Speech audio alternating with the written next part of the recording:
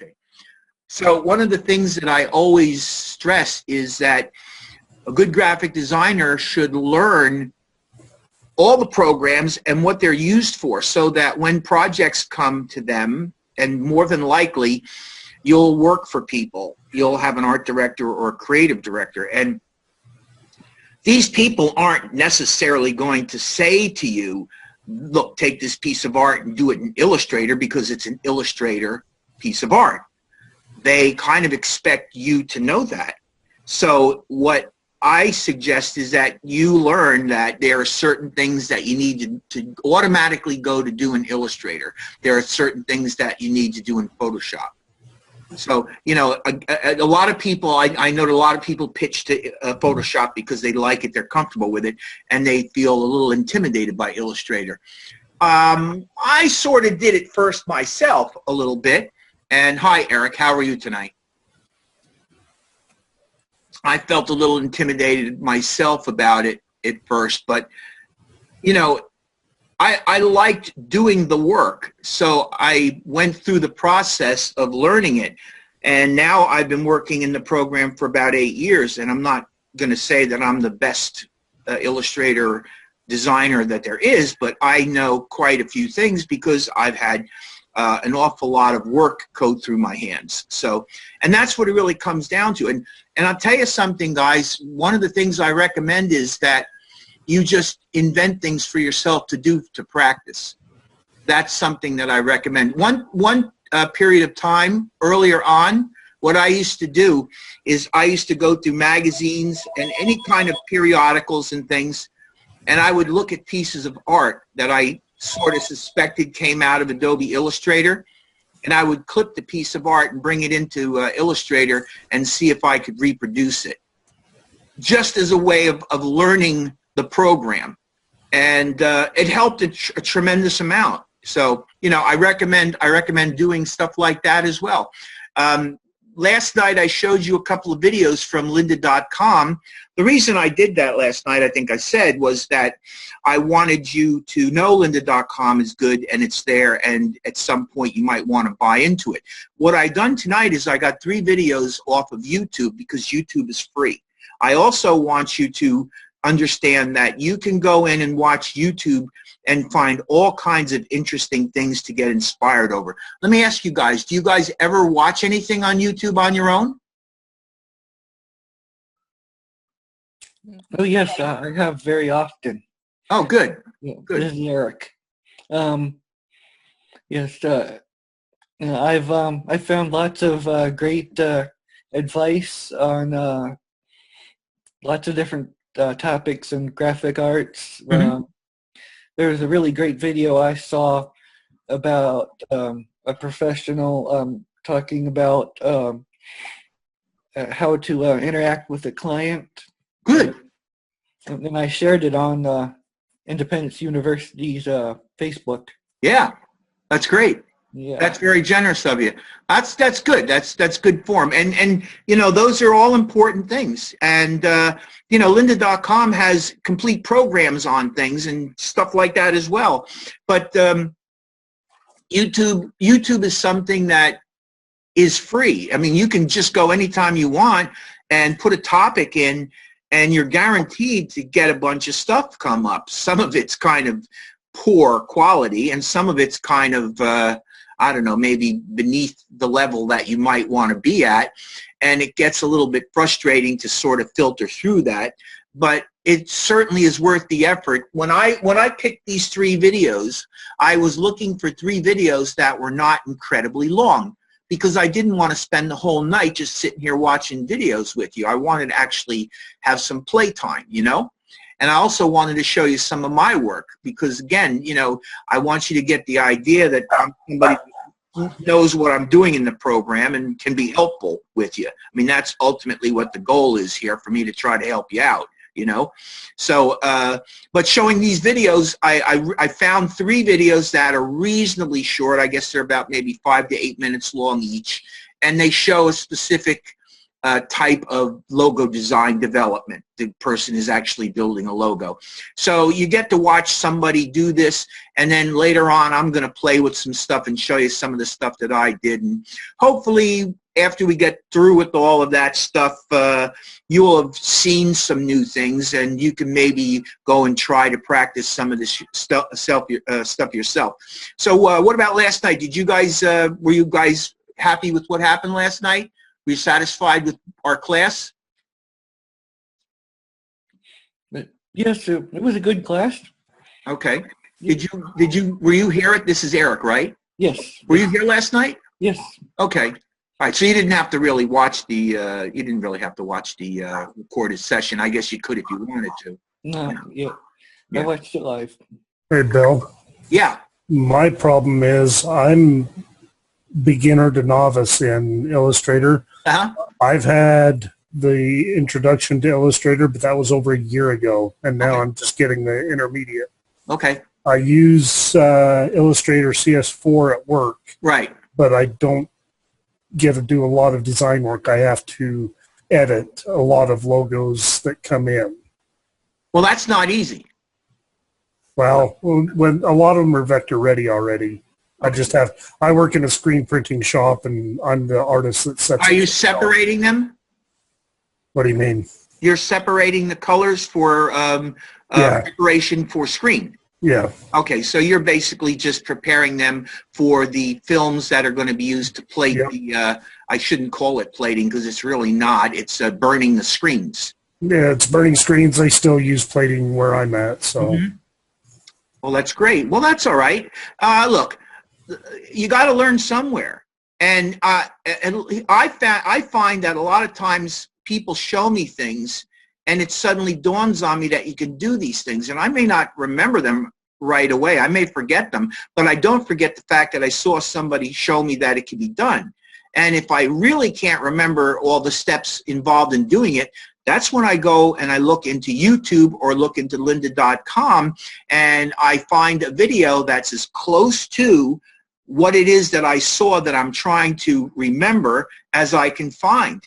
And it usually works very good for me. Now, one thing I can say is that my personal YouTube video site, I never take the videos down. Good or bad, I put them up there. And I'm not always at my best. You saw me last night screwing up big time, okay? First of all, you got to understand, I get up at 6 o'clock in the morning. I'm 64 years old. I get up at 6 o'clock in the morning. I go to work all day until 5:30. I come home, and I come into the class here and work until 9 o'clock. So, you know, I'm a little bit buzzed by the time I get in here. I'm not my freshest at this point. So, you know, sometimes the brain isn't popping on all cylinders the way it should, you know?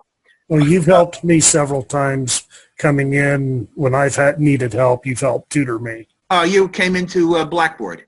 Yep. Well, then that's why I remembered you. I thought I remembered you from somewhere. I wasn't sure where. Yep, that's it. Oh, okay. Okay, good. Well, I'm glad that I was able to help you there, you know? Anyway, yeah, so I don't really, since you guys don't really have anything in, by the way, Eric and Melissa, they're two new ones, right? Or was Francis the new one? Who was here, Francis, or was it Melissa? See, this is what I'm telling you. I'm getting, Melissa, you were here? No, I just got here a few minutes ago. Oh, okay, Melissa. All right, Melissa and Eric, you, the two that just came in, right? Or was it Brian? No, Melissa's the only one that just came in. The rest of us were here. I just came in about 5 minutes ago or so. Okay, that's Eric, right? Yes, Eric. Okay, so Eric and Melissa, real quick. I just wanted to ask you, because I think I asked Francis and Brian already about this. Have you given any thought to your project? Have you thought about it? Have you considered who your project company might be? Do you have any ideas? Not really. I mean, I've thought about it, but I haven't really came up with anything yet. Okay. Okay. Still trying. Okay. How about you, Melissa? For me, I work Monday through Thursday, usually about 10 hours a day. Yeah. And I'm a single mother of 2 children, so I do all my schoolwork on Fridays. Oh, usually well, on the day off. okay. So Have you? I have not. All I'm asking is, have you thought about who you might be, who you might be building, designing a logo for? Have you get any ideas popped into your head? I guess is what I'm wondering. No, sir. Okay, no problem. I'm just, I'm just trying to see where you guys are and, let you know that if you need to bounce anything off of me, I do answer emails. And Monday, Tuesday, and Wednesday all day, I would prefer to not have people call me because I am on the payroll in a company working. And I don't want to have calls come in and, have the boss come in and say, hey, look, I'm paying you, stop, taking these calls. But Thursday and Friday, I am off. I'm on my own, essentially. And I'm more than happy to, take calls. If you need to have a call, you give me a call Thursday, Friday, Saturday. And more than likely, if I'm available to do so, I will answer the call. Okay? Okay. Thank you very much. That's no problem. I mean, look, I'm here to try to help you. I really am. I'm here to. I guess Brian, you're the one that said you were in my room at the at Blackboard. Oh, several times you've helped me. Right. Would you say that I'm a willing helper? Oh, absolutely. And never give you a hard time? Oh, well, that's debatable. Oh, well. Well, let me tell you something, Brian. I got to tell you something. Whether you realize it or not, Wednesday night and Saturday night, I usually work from 7 o'clock. I'm in New Jersey, so I'm 2 hours behind Mountain Time. I'm there from either 7 o'clock or 9 o'clock until 1 o'clock or 2 o'clock. So if you come in late and it's like 2 o'clock in the morning, I might be a little bit short-tempered because it's 2 o'clock in the morning. But other than that, I'm usually a pretty mellow guy, Oh yeah, I can attest to how he goes above and beyond, guys. Well, thank you. So anyway, let's do some stuff tonight. Here's what we're going to do. We're going to go through these PowerPoints. I'm going to talk about what's in there. Hopefully it'll help a little bit. I got some videos we're going to look at, and then we're going to go in and we're going to take a look at a bunch of stuff that I put together. I think I started telling you, I don't know whether I completed the thought or not, but I did go through some of my older work, and I brought out a bunch of things that are either directly logos or logo related in one way or another. Part of elements that sometimes, I get tasked to do certain things and other people are doing other things. So, and I try to keep a record of everything that I do because I've been teaching now for 8 years. And if I keep all this stuff, when I get into a situation like this, I can bring this work out and I can show the work so that you can see that, I not only talk the talk, but I walk the walk, So we'll start with 10 common mistakes in the designing of logos. Hey, Bill. Yeah, go ahead. Are you going to be releasing this slideshow to us so we can download it? No, it's already in the, the last night's slideshow is already in the announcements. Okay. You didn't see it in there? To be honest, I haven't had a chance. I had my class last night and worked today. So what I did last night, I put the PowerPoint in, I put the video online and the link in, and I also put up your my teaching assistant, your learning coach. Oh, okay. So all that's in there. There's a bunch of other stuff in there too, so you should really go in and check it out. There's a bunch of positive things that I think will be very useful for you. Okay, and even if you don't use them immediately, you should download and put it in a safe place and go in and check all the stuff out sooner or later because it'll always be good. There's no timestamp on any of it. It'll always be worthwhile, All right, thank you. Yeah. The well-designed logo, it's important for a business to communicate its unique message clearly. The easiest way to recognize a company and distinguish it from others is by its logo. There are 10 common logo design mistakes you should avoid if you want to create a successful and professional logo. So last night we looked at logos. We talked about logos. We got familiar with the 5 types of logos. So can anybody rattle off the 5 types of logos? Does anybody think they could do that from last night? Anybody want to give it a stab? I think I can. Go ahead, give it a shot. Just the symbol. Yeah. Word mark. Combination. Right.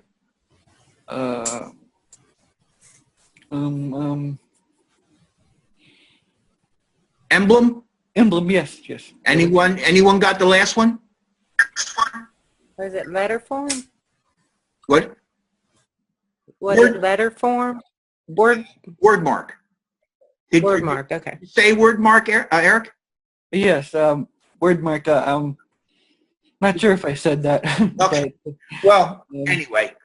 I know what that is. I remember that one. Yeah. So that's the 5. That's the 5. Very good. All right. Designed by the amateur. A professional business should look professional.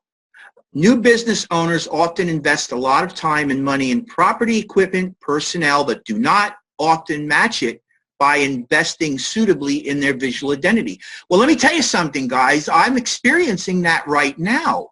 I work for a company. It's actually a hardwood flooring company and a kitchen cabinetry company. That's what they specialize in. They import and manufacture hardwood floorings, and they also have some linoleum tiles, and they also have different lines of kitchen cabinet. And their logo was designed by an office worker, and they made no bones about it. When they hired me, they told me all about it. Look, this logo is done by an office worker, somebody who's not really a graphic designer. And I'm not saying that it's a terrible job. I've seen a lot worse than what this person did.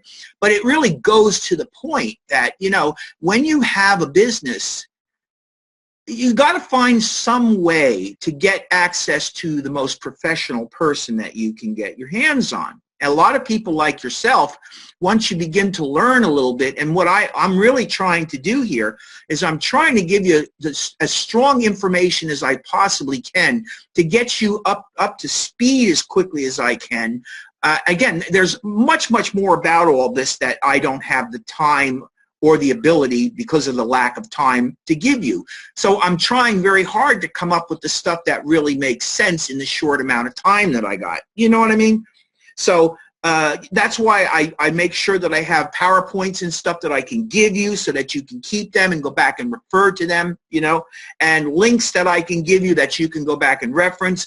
If you were at my site looking at any part of last night's recorded session, you'll see that I got a bunch of other videos in there for other courses. So there's all sorts of things in there. Many of them are 2-hour long, obviously, because they're these kind of courses. Although I do have some shorter videos that I did. One of the things that I will do is for a student, if a student needs a demonstration of a particular thing, what I'll do is I will bring them into a room like Blackboard Collaborate, and then I'll show them how to do it, and then I'll do a very quick recording and I'll throw it up online, and you'll see that there's a bunch of them up there as well. So, I really do try to be as helpful as I possibly can, because I know how important this is to you. And again, I didn't have any of this. When I was learning to be a graphic designer, I went to a really good college. I got a scholarship, and I went to a really good college, but it wasn't really a graphic design college. It was a fine art college, And the only reason I was able to get any graphic design courses because I actually sought them out, found them, and took them, And that's really what I wanted to do. And I had many instructors think that I was out of my mind for being a graphic designer. They somehow thought it was beneath being an artist, where I don't agree with that, So what makes a logo look amateurish? The business owner wanted to save money by designing a logo quickly themselves using an office worker. A friend or relative who claims to know a little about graphic design does design as a favor. The wrong people are commissioned, obviously. The business outsourced the job via a design competition website, which are mostly populated by amateur designers. So, look, it's the old story. You get what you pay for. the job was given to an online company that offers really cheap logos. You know, there's all these places that tell you that they'll build a website for you, and they're very inexpensive, and they will put together a logo for you, and they're either free or very expensive, or you have to buy something else and they'll give you the logo, throw it in.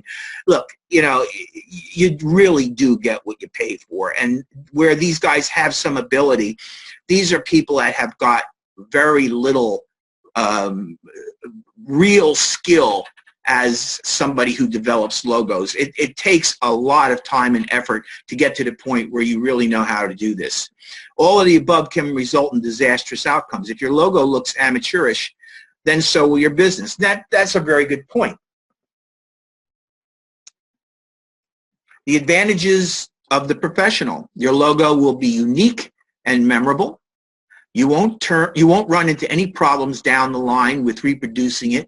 That's a very important thing. You have to understand something, guys. When you create this logo, you have to understand that this logo is going to be used all over the place. It's going to be used on a multitude of different print type projects. So you have to be aware of this. I'm aware of it. You have to be aware of it. You can't just think to yourself, well, I'm making a logo, I'm going to make it nice and colorful, and bang, I'm done. You know, there are reasons that you want to be careful when you produce this logo. There are logos that get used, there are logo variations that get used in process printing, screen printing, different forms of lithography, even black and white versions that get run through a fax machine.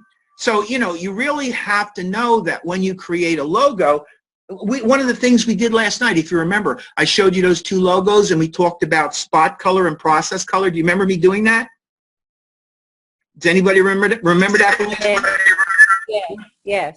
Yeah. Well, you know, it's important that you understand that. Although today you're going to find that a lot of people make 4-color process business cards. That doesn't mean that everybody does. And you really should know that when you create a logo, and let's turn it around. Let's go the other direction. If you have a logo that you've created and you've used 2 spot colors, and you take it to somebody and they put it into a 4-color process print job, the printer's going to look at this, and he's going to see everything in there is 4-color process, and then he's going to spot your logo, which is 2 spot colors. And he is going to think that, well, wait a minute now, these are spot colors. They might want these to be spot colors. And guys, 4-color process printing is called 4-color process printing because there are 4 plates, a cyan, magenta, yellow, and black plate. And when spot colors, if you have 2 spot colors, those spot colors have their own special plate. So now instead of having a 4-color process job, you have a 6 process or a 6-color job. That means 2 extra plates, 2 extra make-readies. Brian, was it you that said you do the separations? Yeah. So do you understand at all what I'm saying here? Oh, yeah. Yeah, so what would happen cost-wise if somebody brought you a job that's supposed to be 4-color process and it turns out to be 6? What would happen? You tell me. Well, we scramble to find more screens. How many more screens? Well, depends on the logo. Well, if let's say it's a 4-color process job with a 2-color logo that are spot color. If that's what you have to do, then don't you have to get 6 different screens? Yeah. And you have to prepare those screens. You have to separate it. You have to do film work on it. You have to burn the screens. You have to set them up on a 6-color press, and you have to run that job. So what's going to be more expensive, a 4-screen job or a 6-screen job? Definitely a 6-screen. There you go. And it's the same basic thing if you are working in 4-color process offset printing. So that's why it's really important for you to at least know this stuff. I can't burn it into your mind so it becomes a part of your your being, but I can make you aware of it, and you should be thinking about these things when you actually design this stuff. Okay? So are you saying avoid spots unless necessary? Well, I'll say it again. Are you saying avoid spot colors unless necessary? No, no, no, no, no, no, no. All I'm saying is that you, as the graphic designer, are responsible for understanding the difference between spot color and process color, and understand the usage of each, the proper usage of each. That's what I'm saying. I just want you to be aware that there are two entirely different types of printing environments: process environment and spot environment, or Pantone environment. Mm-hmm. So yeah, the process is when colors are combined to make another color, and spot is when they use an ink that's already that color. Yeah. Yeah, when you have a 4-color process print job, you have a cyan printer, cyan, magenta, yellow, and black. And the overlaying of those colors on one another create the variations of tone. Right. That's exactly how that works. Yeah. And there's screens involved and offsets involved and all kinds of stuff that printers know how to do. Designers don't necessarily know how to do that. But designers should know that when they prepare their artwork, the artwork needs to be prepared correctly. So when you design a logo, that's one of the reasons why it's a good idea to have your design done in black and white first, because that gives you an idea of where you're heading with this design and how you might be able to take advantage of the colors that you're going to be using. Mm-hmm. Does that make sense? Yes. Yeah. So start off in black and white. Think about your color scheme, and then work your color scheme in. Keep in mind that the logo will be used in a myriad of different ways on different devices. You'll have to set it up as different types of files. You're going to have to set JPEG files or PNG files for the web. You're going to have to set up EPS files or PDF files for print. And you're going to have to consider a couple of different options for print. At least you're going to have to consider a 2 to 3 color Pantone environment, and you're going to have to consider a 4-color process environment. And if you remember last night, when I opened up those color books, the color book that I chose was Pantone and CMYK. And the reason that I chose that book was because I happen to know, and you should know, that those colors are going to work correctly in both environments. So if you're going to start off somewhere, that would probably be the logical place to start off, because you pick colors, you're guaranteed that they will work carefully and seamlessly in both environments. Well, if both will get you the same color, then why use one over the other? Because there are different printing environments. Well, but if like the process color is less expensive and I'll get you the same color, why use the Pantone then? Well, if you're working on a print job that's a Pantone based print job, you're not going to use CMYK color. And the real problem comes into play if you go into CMYK production and you bring spot colors, because what's going to happen is the printer's going to assume that since it's a spot color, you're going to need an extra plate. And if there's 2 spot colors, you're going to need 2 extra plates. And if it's 3 spot colors, you're going to need 3 spot plates. And each one of those make-readies and every one of those plates that he makes, you're going to pay for. And if you didn't budget that into your job, you're going to be very disappointed at the end when you get done paying for all that extra stuff. Now, I'm not saying that the printer would automatically go and do that. If the printer has any brains at all, he'll immediately stop you and tell you.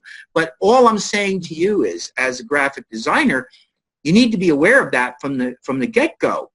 And you need to be able to prepare the art going in properly so that you look like a professional. That's what I'm trying to help you be. Mm-hmm. So you need to know before you even start the project how the printer's going to do the That's always a very good idea. Yeah. Well, look, I mean, a lot of times you can kind of figure it out. Like if somebody brings you a trifold brochure to do, chances are the trifold brochure is going to be 4-color process. And you could even ask the person that's giving you the job, so you're anticipating doing this as 4-color process, yes or no? And they'll probably say, oh, yeah, 4-color process it is. So now you being a professional, being smart, being educated, because you had Bill to help you understand this, you know that when you create the logo that's going to go into that trifold brochure, you're not going to use Pantone color on it. You're going to convert the color to CMYK. And I showed you how to do that last night. It was very simple. Remember the little dots in the corner of the process color and the spot color? Remember?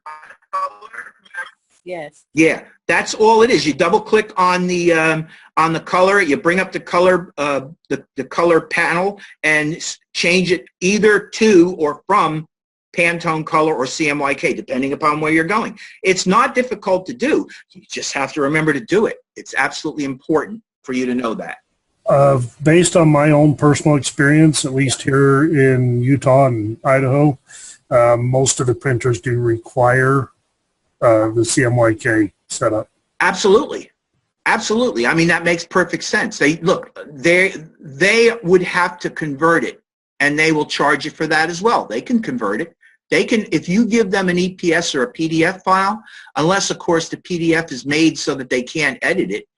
Most of the time you leave it so it's editable. They can open it up and they can convert it very easily, okay? Because it'll open up in Adobe Illustrator and look pretty much like what you did on their machine, assuming they have at least the same version that you have of Adobe Illustrator, and they can convert it. But then they're going to want to charge you. See what I mean? They don't want to do this stuff for free. They want to get paid to do these things. So all I'm saying to you is that be a professional, learn the right way, and know these things. That's why I'm bothering telling you. I'm not telling you because I'm just trying to bore you or waste your time. These are important things for me to tell you. And I guess I can ask you this question. Have you had another instructor tell you about all this stuff yet? Anybody? I have. Who's that? Melissa? Yes. Okay, how about you other guys? Have any of you other guys had this shown to you? I've had instructors tell me about the Pantone, but they didn't really get into all this detail that you're getting into. Well, that's because I think this is part of the important training that you're getting here. I mean, you got to know these things. I can't make you an expert, but I can at least sort of drive it into your brain a little bit. So now you know in the back of your mind, wait a minute, there are different printing environments. One is CMYK and one is process or spot or Pantone, and I need to be aware of that. Especially if you do logo design or branding for companies. Absolutely. Absolutely. Or anywhere that you're working on any kind of graphic arts in especially vector-based stuff. I mean, when you're working with Photoshop stuff, you're a little bit more limited with that. I mean, you can do 1 and 2 color jobs, but it's a completely different animal. When you're working in vector art, you're working in flat areas of color. It really opens itself up to work with spot color. So that's why, and we are in an Illustrator course, and you know, there are certain things that I think are very important for me to make sure you are clear on, you know?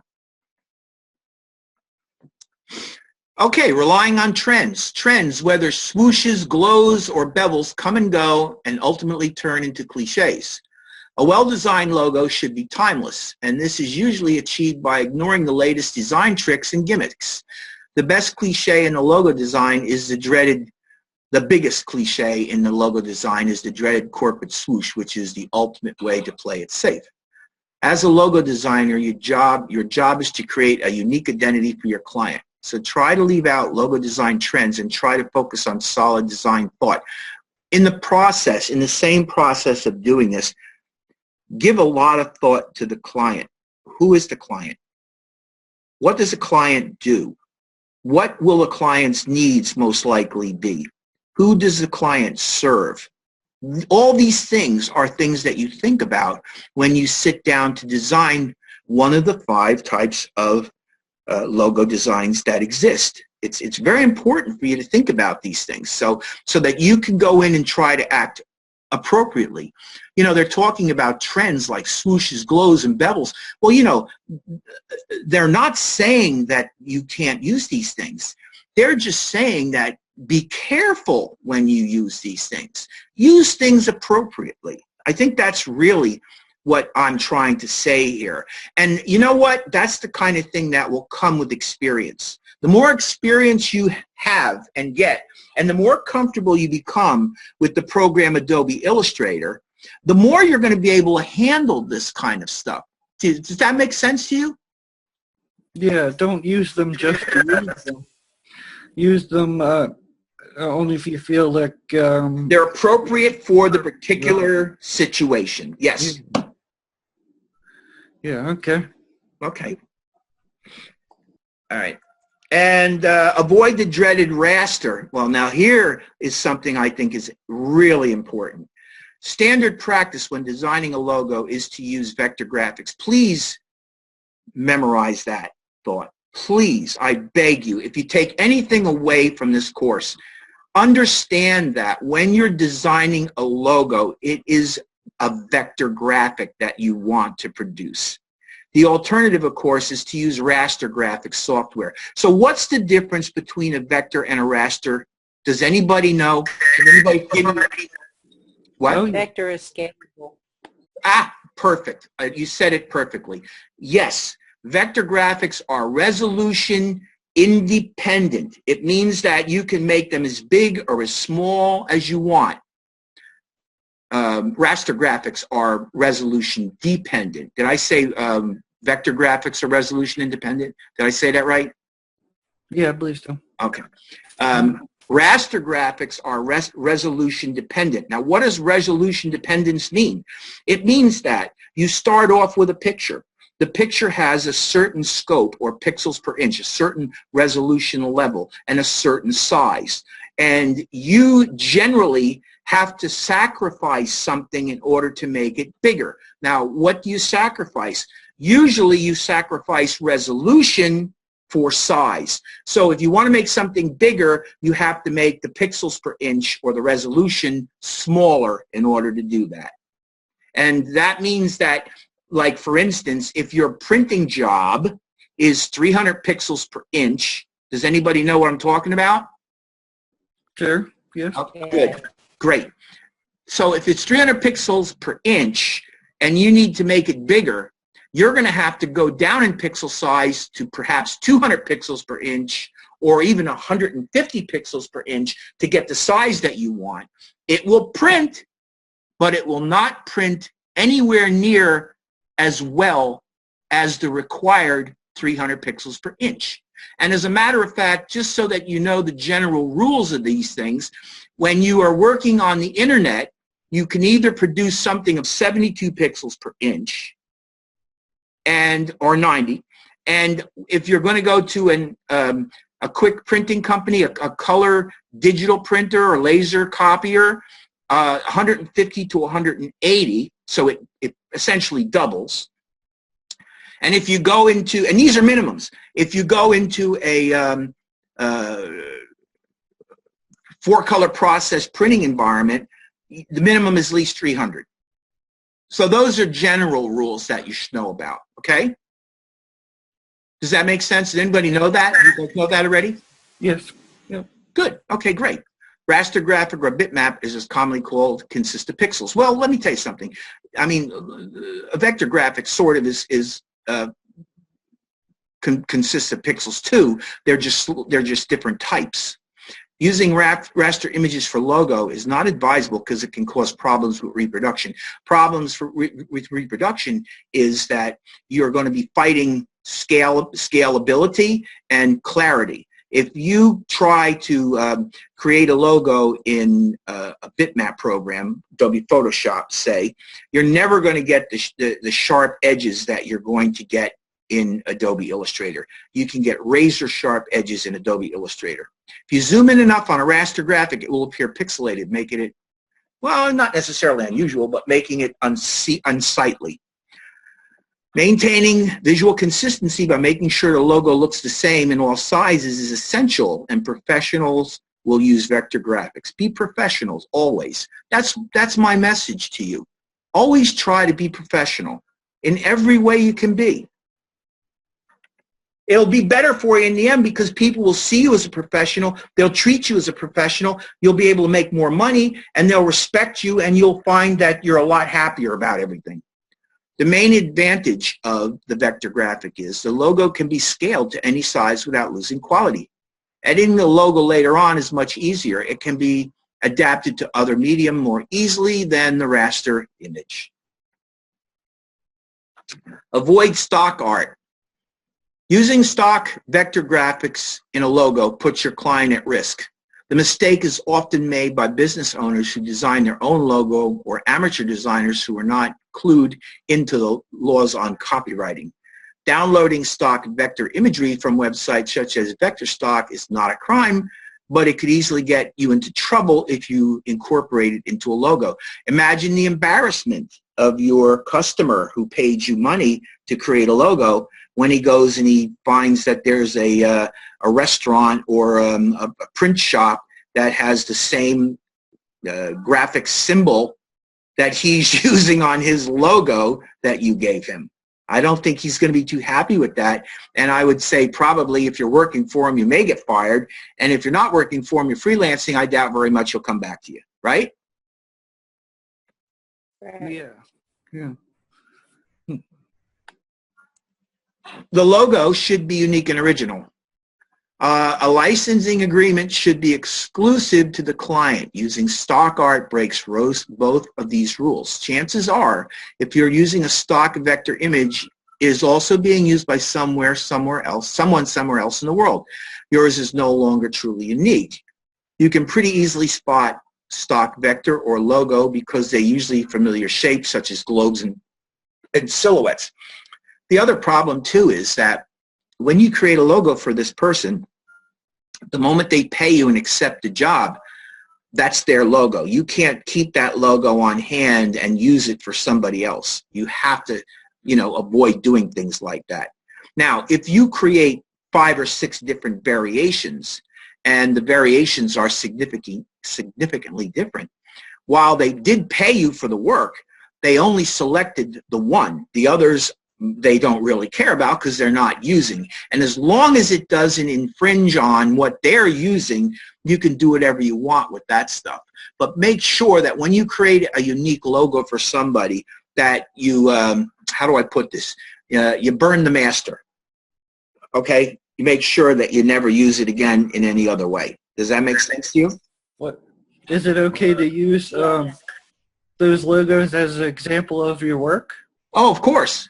Oh, of course. I'm not talking about that. I'm talking about if you design a logo for me and then somebody comes along that has a very similar job and you say to yourself, aha, I just did a logo for this guy. I could do the same thing for the other guy.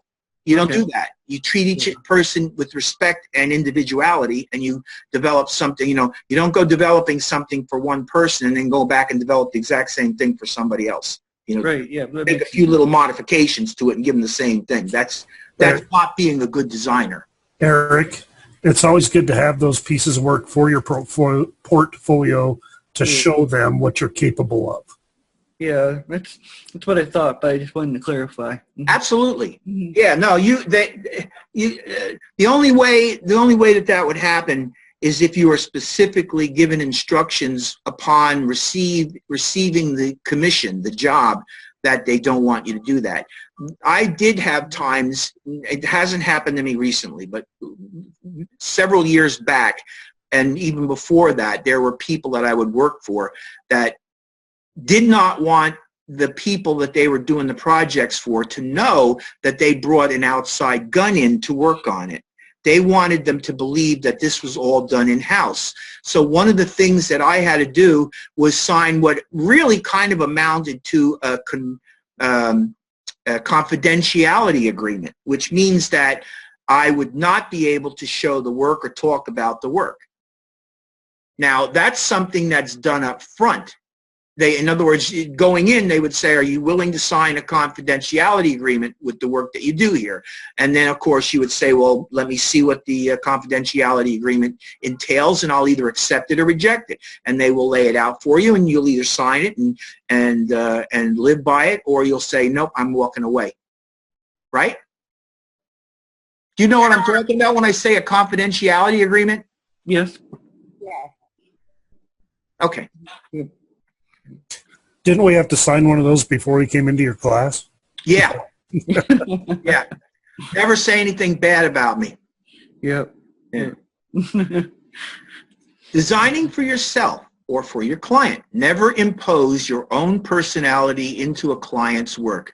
That's a tough one, because the bottom line is you're a designer and you are going to put your own personality into the client's work. As a matter of fact, I have never had a client who gave me a job that didn't look at my portfolio and make a decision about hiring me to do anything before they looked at my work and decided my work is what they wanted to see. So this is a tough one for me to explain to you. What it comes down to is you need to be able to, how do I put it? You need to be able to control the urge to overwhelm the project, which means you have to have a tremendous amount of respect for your customer. You have to be willing to listen to what they say. You have to be willing to try to work into your vision, their vision. And if you can do that, they're going to be twice, and if you do it successfully and you come up with a good design, they're going to be twice as happy because they will feel that they participated in the process. Does that make sense? Yeah. I had the portfolio class last mod, and that's what the teacher did, and it really frustrated me, but I guess I can see now that that's what he was trying to do. Yeah. Trying to imitate that to me, but it really got me frustrated. I was starting to think, well, if you want it done specifically that way, then you do it yourself. See, that what you have to realize is you really can't say that to somebody. I know, but I was just saying that out of frustration. Oh, no, I know, but you see, what you have to be able to do is, if you understand what's going on, that's why one of the things I said the first night was, I'm going to be your customer. I'm going to be your customer. I'm the one that's paying you. So if I give you a hard time about something, it's my right to do that because I'm paying you. I may not give you a check with money, but I'm going to give you grades. It comes out to the same thing. It's not being mean. I'm trying to teach you something. There's a hidden motive. And actually with me, I don't hide my motives. I tell you which is what I'm doing right now. Does that make sense? Yep. Yeah. You can often spot a logo design sin a mile away. The cause is usually a designer's enormous ego. Okay, there you go. We all have big egos. Why are we creative? We're creative because we have egos. That's what it really comes down to. But I've been doing this now since 1971. You do the math and figure out how long that is. And I have learned in all of that time to put my ego aside. And as a matter of fact, at my age, I've done so many things that, the ego is no longer being petted at all. I got something completely different in mind when I do the work that I do. You know what I mean? I look at myself now and I'm a different person than I was when I was in my 20s and my 30s and even my 40s. If you have just found a cool new font that you can't wait to use in a design, well, don't. Ask yourself if that font is truly appropriate for the business you're designing it for. This is what you do. You really think about the business. What is the business? What are they doing? Who are they doing it for? And come up with something that will help them literally make things work better for them. Make them look more professional. Make them look like a company that somebody wants to go to. For example, a great modern typographic font that you just love is not likely suited for a serious business as a lawyer. Modern typographic font. Well, that's not necessarily true. Some designers also make the mistake of including a trademark into their work. While you should be proud of your work, imposing your personality into the logo is wrong. It's no longer your work. And as a matter of fact, if you really want to understand something, you're being paid. As long as you're taking that check, that work don't belong to you. You do understand that, right? Right. It really belongs to the client. They're paying you. That's the whole point of this. You're taking money. They're taking the art. So you're working for them. Stay focused on the client's requirements by sticking to the brief. Really pay attention to what they need and what they want. Yep. In that that portfolio class, the last mod, he was telling us to redesign our work, and I didn't like that he was taking away my creativity, so it was kind of hard for me to deal with that. But so that goes along with what you're saying here. Well, guess what? It's going to happen to you a lot, and you have to fight. If you really feel something is right, you have to fight for it, and you have to be willing to swallow your pride when you lose the battle and simply go and do what you have to do. Yeah. The people that you're working for have insight into their business that you might not have. Right. They're relying on you to be professional, to be caring. They want to feel that you love them. And the way that they see you love them is to give them your best and to be open to their suggestion, not confrontational, but thoughtful and willing to share and take from them. Does that make sense? Yes. Yeah. And that's something that you'll learn to do. And, you know, there are people that are really good at understanding this. I'm talking about customers and even instructors that are really good at others maybe are not very clear on expressing this. See, I try to express it as clear as possible so you know where I'm coming from. So you don't have to feel like I'm challenging you or I'm trying to stifle your creativity. I'm trying to make you understand that when you get into the real world, and these people aren't going to bully you, they are people that are stakeholders. The idea of a stakeholder is somebody that has skin in the game. Yeah. And they want to make sure that something good is going to happen with the time, energy, and money that's being invested in the work. Yeah. So what better analogy for thumbnail image than fingerprints? You'll notice the intricacies of your, highly detailed designs often don't scale well when printed or viewed in smaller sizes. We're talking about being overly complex. Something I mentioned last night.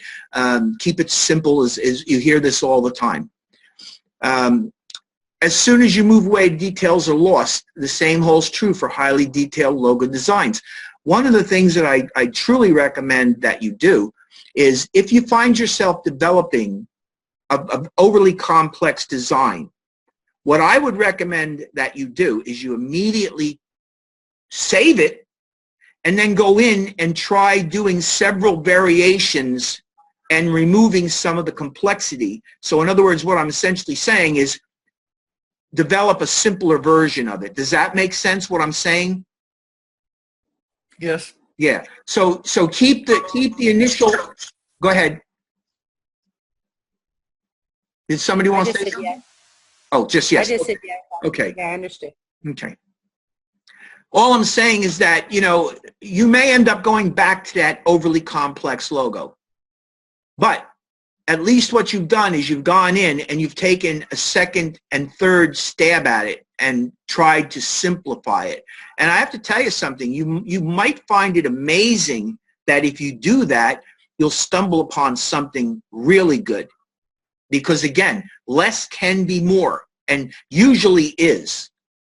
When printing in small sizes, a complex design will lose detail. In some cases, will look like a smudge or worse, a mistake. More detail a logo has, the more information a viewer has to process. That's why less is more. A logo should be memorable, and one of the best ways to make it memorable is to keep it simple. I think we're almost done here. Okay. Rely on color for uniqueness and effect. Without color, your great design may lose identity. This is a very common mistake. Some designers cannot wait to add color to a design. Some rely on it completely. Choosing color, this is why I got this in red. Listen to this. Choosing color should be your last decision, your last consideration, not your first. Well, now, if the company that you're working for already has corporate colors, then this is not really an issue because you are going to be using their corporate colors. Unless they decide to change them, they'll let you know.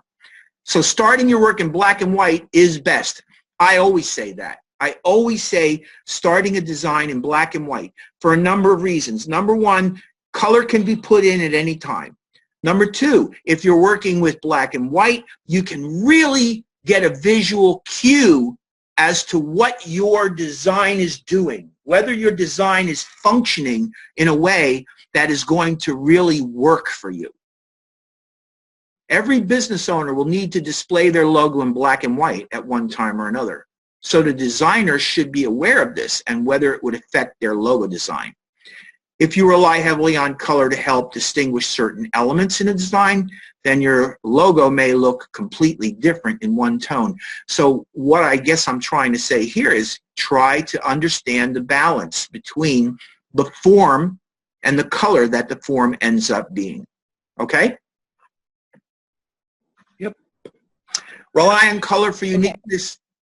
Rely on color for uniqueness and effect. Poor font choices can make or break a logo design. When it comes to executing a logo, choosing the right font.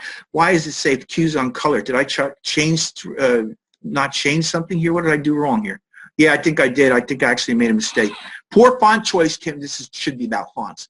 Poor font choice can make or break a logo design. When it comes to executing a logo, choosing the right font is the most important decision a designer can make. That's a very important statement, and it's very true. You really should try to understand that every company has an appropriate font. Every company that you're going to be doing a logo for, every business, everything that you're going to work with, every entity that you're going to work with has an appropriate font for it. And it's your job as the graphic designer to try to figure out what that font is. More often than not, a logo fails because of a poor font choice. So what I'm trying to say is these are things that you really need to give some thought to. You don't just look at a font and say, that's a crazy cool looking font. That's what I'm using. Don't do it that way. I mean, it's one thing to put that font into the mix, but what you really want to do is you want to think hard and long about what company, what product, what service, what customer, what direction. That's the kind of things that you want to look at, and then say to yourself, what is appropriate for all that? For example, look up the infamous Comic Sans. I guess you probably know what Comic Sans is. Does anybody know? Oh yeah. It's a pretty crappy font, and a lot of people use it for things, and it's just so god awful. It really is. So every typeface has personality. That's incredibly true. Do you know why it has personality? Because a personality created that font. Somebody with a tremendous amount of talent designed and produced that typeface. And there are a lot of people out there that make typefaces. You can get many of them for free. And many of them, if not most of them, are absolute garbage. But there are some people that have created fonts that were literally giants. And that typeface that they create has the personality because these people had the talent to put that personality into that font. If the font you have chosen does not reflect the icon's characteristics, then the whole message of the brand will be out of alignment. Bad fonts often show inexperience or were chosen simply because the decision wasn't taken seriously enough. So, I'm not trying to say that, well, I mean, you're learning. So there is a certain level of inexperience. I guess what I'm trying to say is you can take things seriously. Even though you're learning and inexperienced, you still can take things seriously. Does that make sense to you?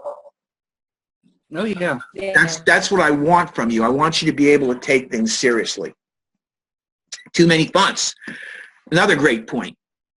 A logo works best with a maximum of 2 fonts. Using too many fonts is like trying to show someone a whole photo album at once. Each typeface is different. Not only is it different, but it's pretty much unique, and the viewer needs time to recognize it. Seeing too many fonts at once causes confusion. I've done this myself where I've used 2 and 3 fonts. But if you control it properly, it can work. Essentially, it goes back to what I've said before, less is more, and keep it simple. Using a maximum of 2 fonts of different weights is standard practice. Now, there's another very important point here. Some of these typefaces, like I'll give you an example, Myriad Pro, they have dozens of different font faces within the font family Myriad Pro. Do you know what I'm talking about when I say font faces as opposed to font family? Yep. The general font Yeah. name for the type is Myriad Pro. Myriad Pro bold condensed, Myriad Pro regular, Myriad Pro medium condensed, medium condensed italic. It goes on and on and on. There could be as many as 20 different fonts in there. There's no reason why, if you're creating a logo, that you couldn't use several of those fonts within it. But again, it comes down to how many words are in the logo. And I mean, do you really need that many fonts? You usually can use a maximum of 2, and you're good to go. All right, restricting the number of fonts to 2 greatly improves the legibility of a logo design and improves brand recognition. Less is more is good design. Standing on the shoulders of giants, copying from others. Well, let me tell you something. You're going to find that it's almost impossible not to copy from others. One of the things that you're going to find yourself doing regularly is looking around for some inspiration. You got to get yourself started. You're just not getting something. It's not happening. You look around and you start seeing things. There's a major difference between looking at something and copying something. You can look at something to get rolling. You can even maybe take a piece in and play with it to try to get some kind of a symbol going. But you've got to be careful not to copy others. It's the biggest logo design mistake of all. Unfortunately, it's becoming more and more common. Why? Because you got the internet, because you got the abundance of all these images that you can go in and you get. And people, a lot of them, are lazy. They don't really live up to the challenge involved in creating a logo. There's a challenge. It's literally a hunt. And the designer who is enjoying what they're doing is enjoying that hunt. And a lot of people do this but don't really enjoy it. It's hard to imagine, but it's true. As mentioned, the purpose of a logo is to represent a business. If it looks the same on someone else, it's failed in that regard. If it looks the same as someone else's, it's failed in that regard. Copying others does not in any way favor either the client or the designer. Actually, it hurts the designer far more, because the client, well, it'll hurt him too, but the client will lose work. Once the customer understands that the client or the designer is giving him work copied, that customer will not touch the client again. I can pretty much guarantee that. Okay? Are there any final questions about this? Any thoughts? No. Anything? No, you're good? Yeah. Okay. You'll bring it back. All right, I'm going to close this. And close this. Let's talk about this bomb. You had to buy it, but I came to disarm it. The things that gotta make you a little bit anxious, thinking, how many other times I don't do anxious? I cause anxious. Are you? Who's that talking? Is he talking to me? I'm sorry, it's my first time. I don't know what to do on here. Just try to keep the outside noise out so that we get a clean recording. Okay. Okay, I'm muting. Okay. All right. So the next thing I'm going to do is I'm going to bring up 3 videos that I want to show you. Here you're going to see 3 different presentations of somebody creating a logo. I do this because last night I showed you lynda.com. Tonight I want to show you YouTube, because YouTube's very important. You get free lessons out of it. Hello everyone, this is Chris from Spoon Graphics. Welcome back to another video tutorial. Today we're going to play around in Illustrator to produce a retro style circular emblem, which are really popular as trendy logos or as little call to action style badges like a satisfaction guarantee or seal of approval. The design I'll be using in this tutorial is for the totally fictional powerhouse gym, although I wouldn't be surprised if there was a gym chain somewhere in the world with this same name. It makes use of many of the traits of a retro style logo, such as the alternating black and white rings and the little details like the all-important stars. One of the most popular examples of this style is the Converse All-Stars logo. You can find lots of inspiration for your design around the web. So begin by creating a new document in Adobe Illustrator. Because we're dealing in vectors, the size of the document doesn't matter too much, but I like to go to View and Hide Artboard to give myself a nice large area to work with.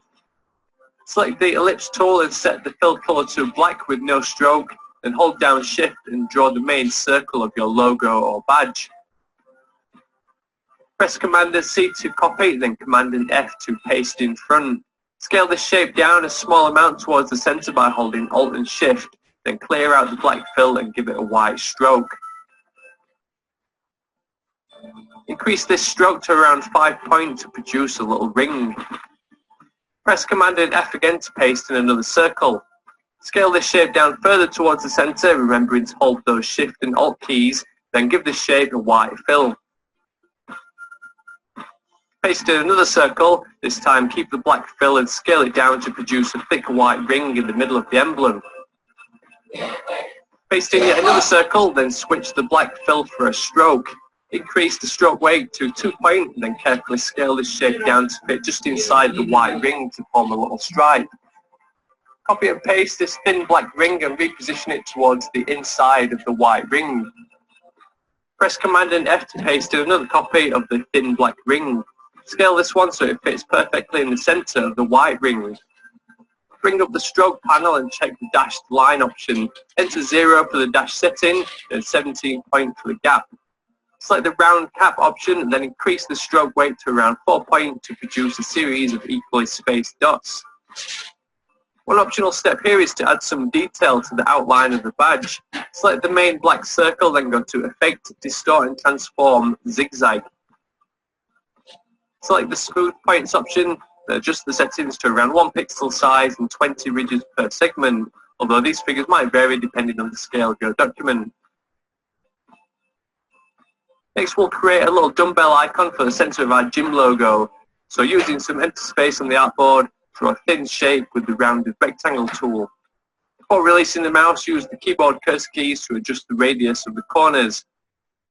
Draw 2 more rounded rectangles that are slightly larger in size to represent the heavier weight plates, then use a normal rectangle to represent the handle.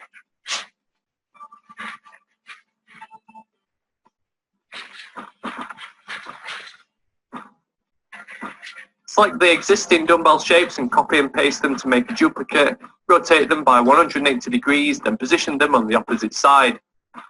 Open up the Align panel, then select all the shapes that make up the dumbbell.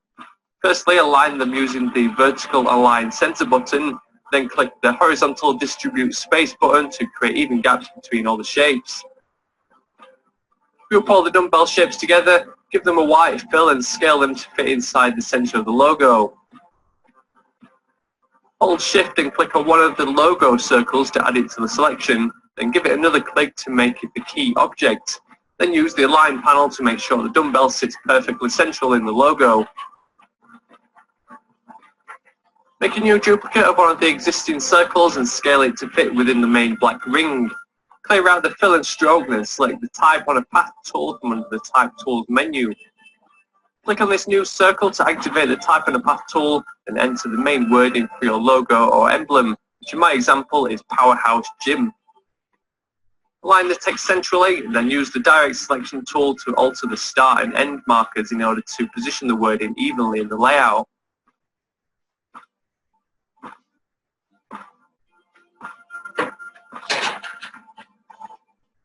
Alter the tracking of the wording by selecting 100 from the drop-down menu in the character window, then increase the font size of the text so it fits within the logo.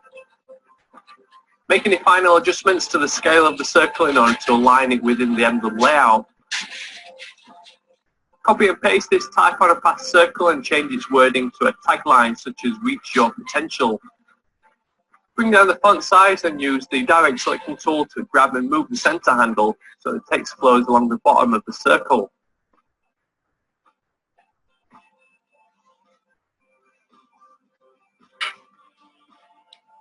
Currently the text sits on the inside of the circle, so go to Type on a Path, and then Type on a Path Options, then change the Align to Path option to Ascender. Make any necessary scale adjustments to line the text up with the emblem layout. Use the star tool to draw a tiny star to fill in the gap between the two groups of text, and hold the Alt and Shift keys while dragging out a duplicate of this shape for the opposite side. Group these two star shapes together, then add one of the logo circles to the selection. Give this circle an extra click to make it the key object, and align the star centrally using the Align panel.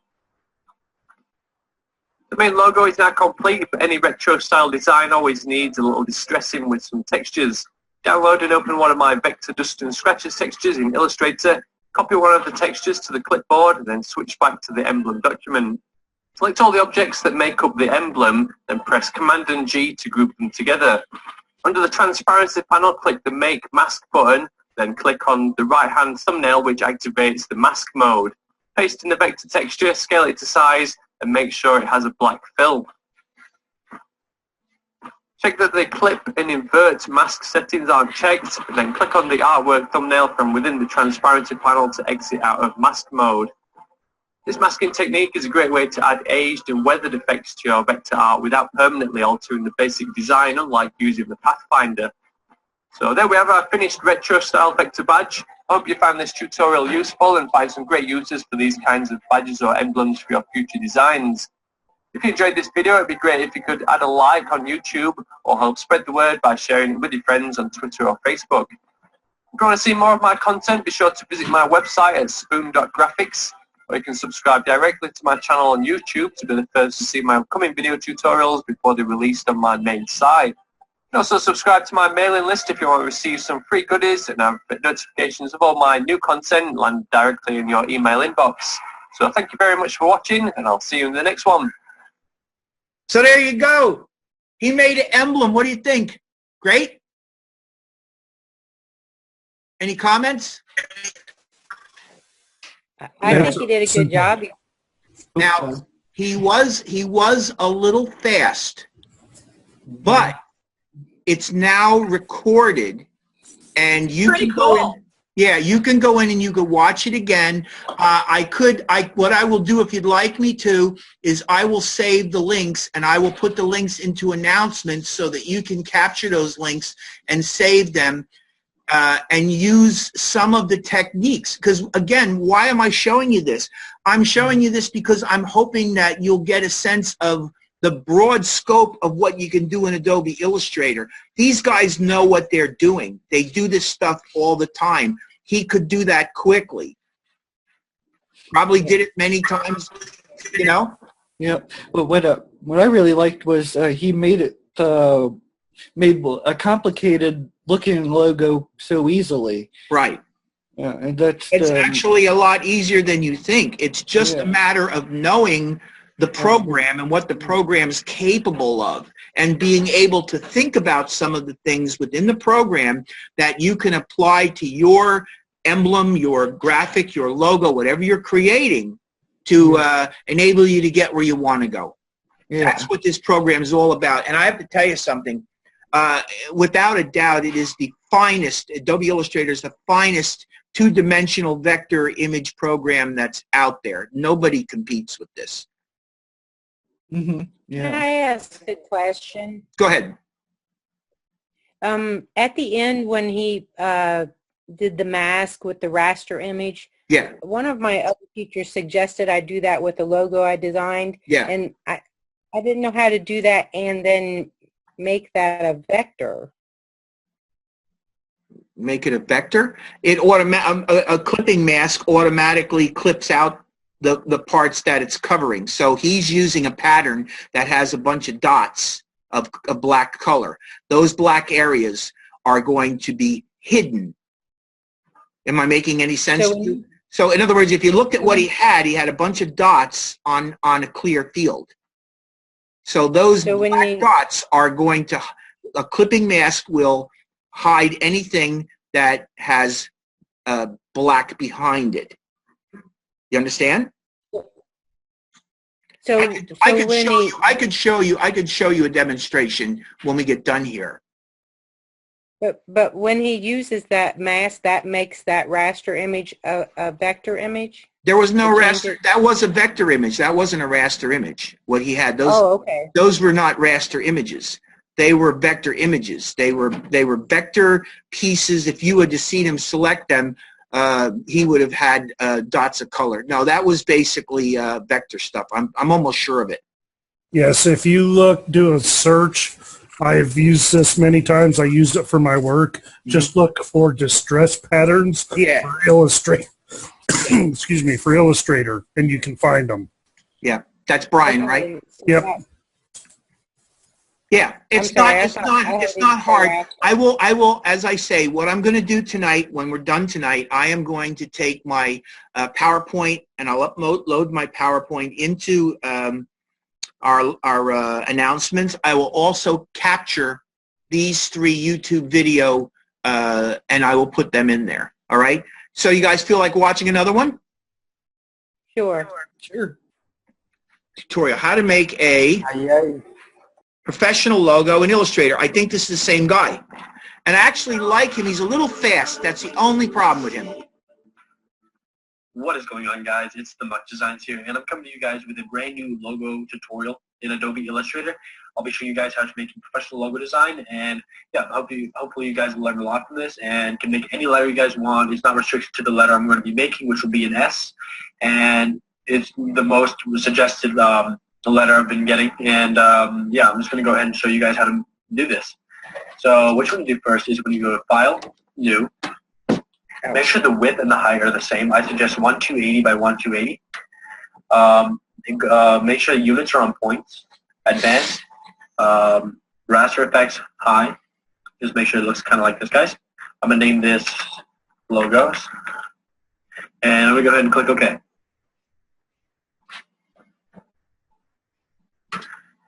All right. Just wait for this to load. All right. And before you touch anything, guys, go to the bottom left corner and the color palette, make sure you flip them, select the white, and select this down here and say none. So it's just going to be black. And then click the black again. We're going to be making a logo out of a hexagon. So you want to go to the shape tool right here. You want to select the polygon tool and just click the screen. And size, you're going to want to have 6, and radius around 100. Click OK. And you guys just want to scale this up a bit.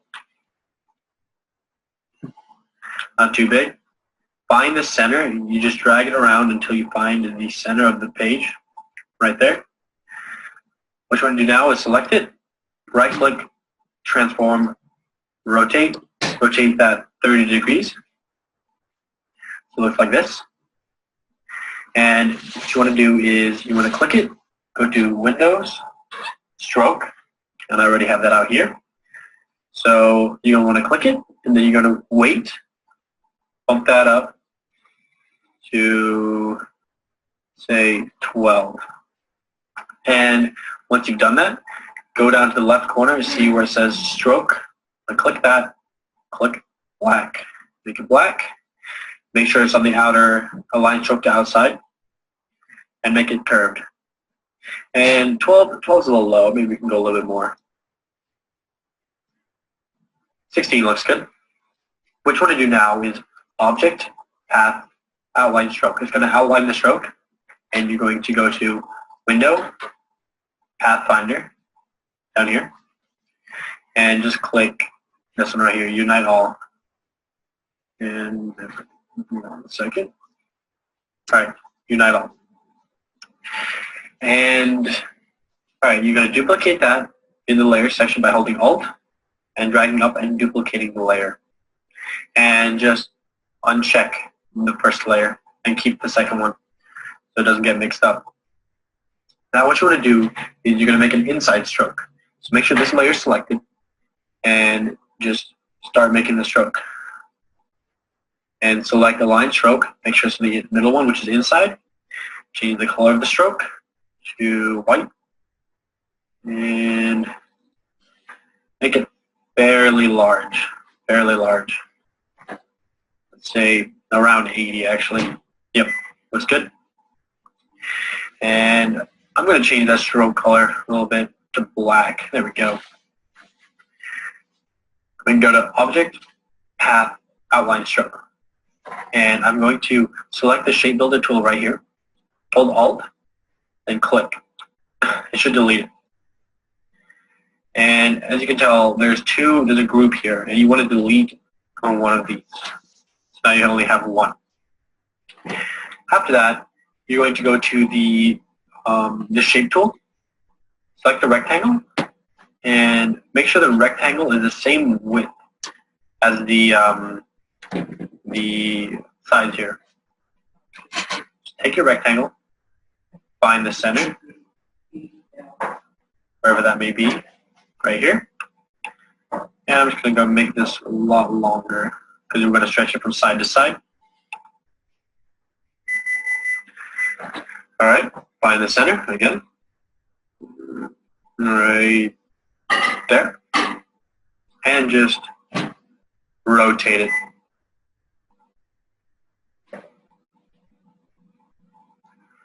Right here. And just place it like that so it's even between both sides. It's in the center and it's even. It probably will be even though it's in the center. And after this, you're going to want to stroke this layer. So go ahead and window stroke. Should be out here already though.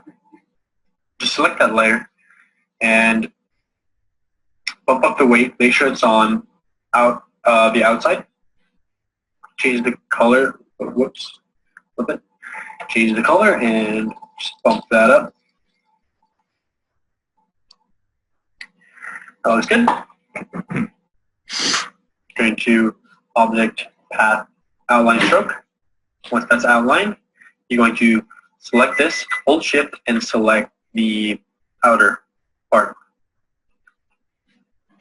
And go to the Shape Builder tool, hold Alt, delete the parts on the outside, these two. Delete this part right here, delete this, and delete this. So as you guys can tell, it kind of looks like an S now, but there's still these white parts right here. Those are easily fixed by just selecting the Shape Builder tool and just clicking and dragging. Clicking and dragging. There we go. All right, so there's our S logo, but we're not quite done. What we want to do next is, remember that first layer that we had, the one we unchecked? We're going to go ahead and check that this time and highlight that. Make sure it's highlighted in the circle right here. You're going to want to stroke this one.